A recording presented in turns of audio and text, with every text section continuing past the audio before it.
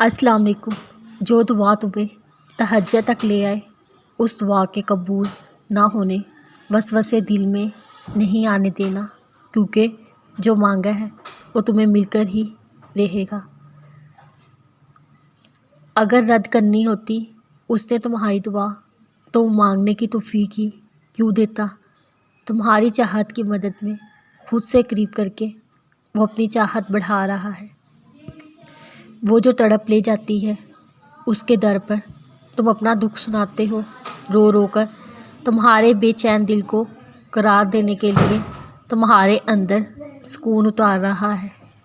وہ چاہتا ہے تمہیں کھو نہ دے، روز تمہیں سنتا رہے۔ بہت پسند ہے اسے تمہاری آواز، تب ہی تو محبت بڑھا رہا ہے۔ تم مانگتے ہو اس کے دربار میں جب سر جھکائے عاجز ہو کر، بہت پیار آتا ہے اس کو تم پر کہ میرا بندہ مجھے پکار رہا ہے۔ اپنی چاہتوں کے پیچھے روز جو تم اس کے در پر حاضری دیتے ہو، شدت سے منتظر ہوتا ہے وہ تمہارا، اسی لیے تو مدت بڑھا رہا ہے۔ جو تم چاہتے ہو وہ عطا کرنا اس کے لیے ناممکن تو نہیں، محض آزمائش میں مبتلا کر کے تمہیں اپنے قریب سے نواز رہا ہے۔ تم آنسو بہاؤ، رب کی چوکھٹ پر سر ٹکائے، ممکن ہی نہیں ان آنسوؤں کا وہ بھرم نہ رکھے۔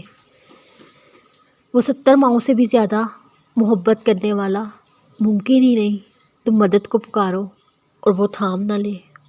اس کی رضا کو تسلیم کر لو بغیر شکوہ کیے، ممکن ہی نہیں وہ تمہاری رضا اور چاہت کو پورا نہ کرے۔